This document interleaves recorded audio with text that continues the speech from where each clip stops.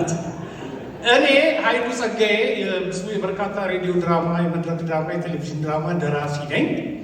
ለዚህ ካበቁኝ ከትልቁ መምህሬ ከመንግስቱ ለማ ቀጥሎ ከምጠራቸው 3 ሰዎች አንዱ ጌትነት ነው።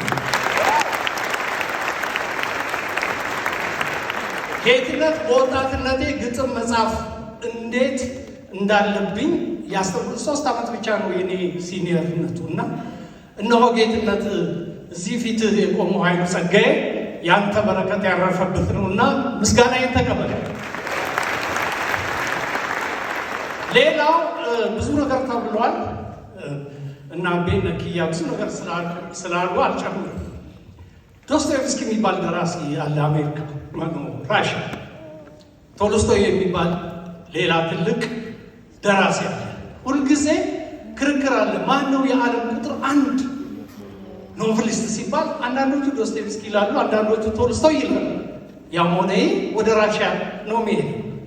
አና ካረኒናን ጻፈና ቶልስቶይ ዶስቶየቭስኪ ያነበበው በእድሜ እሱ ይበልጣል ትንሽ። ከዛስ በፒተርስበርግ ጎዳናዎች እየሮጠ መጽሐፉን ይዞ የጥበብ አምላክ የጥበብ አምላክ የጥበብ አምላክ እያለ ይሮጥ ነበር። ለቶልስቶይ ክብሩን ሲገልጥ እኔ ኃይሉ ጸጋዬ ለጌትነት እንዲሁ በአዲስ አበባ ጎዳና የጥበብ አምላክ የጥበብ አምላክ የጥበብ አምላክ እያለ ሮጥ ነበር። ድንኳን የሰበርኩበትን ዋና ምክንያት ንገራል። እዚህ የኔ ተማሪ አሁን ሚኒስተር ነው ነብዩ ባየ አለ። እጅግ በጣም ከማከብራቸው ከማደንቃቸው ሲኒዮሮች መካከል ተፈሪ አለሙ አለ። እጅ ነሳለሁ። እንግዲህ ሚኒስትሩም አለ። እኛ የጥበብ ተወካዮች አለ። የኢትዮጵያን ሕዝብ ወክላችሁ ደግሞ እናንተ አላችሁ። ለምን ጌትነትን አንድ ትንሽ ነገር አይሸልም? ዛሬ ሚኒስትሩ አሉ እሱ ተፈራ ወርቁ ስልክ ቢያነሳልኝ አበባ እንዲያዘጋጅልን ነግሮ ነው። በዚህ ሰዓት ጌትነት እኔም እዚህ ጋር ተንበርክኮ የሚወስዳት ማዕረግ ነበረች የሎሬትነት።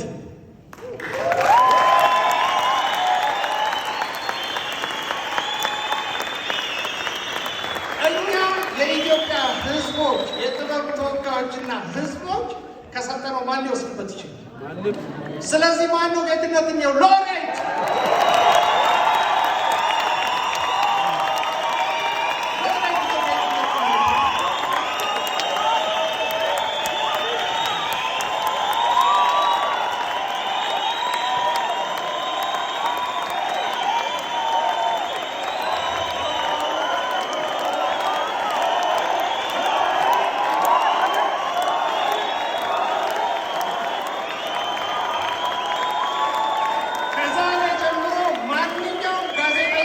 የፕሬስ፣ የቴሌቪዥን፣ የሬዲዮ ማንኛውም ጋዜጠኛ ገጣሚ ብቻ ብሎ ስሙ እንዳይጠራ ሎሬት ጌትነት አመሰግናለሁ። እወዳችኋለሁ። እናመሰግናለን ኃይሌ፣ እናመሰግናለን። ኬኩ እየመጣ ነው። ኬኩ የቀረበ ምንም እንደው እኔ ሀሳብ ስጥ እባካችሁ የሆነ ነገር መልዕክት አስተላልፉ ሲባል እንደው ባናስረዝመው ጥሩ ነው። ምክንያቱም ብዙ ተናጋሪዎች አሉ።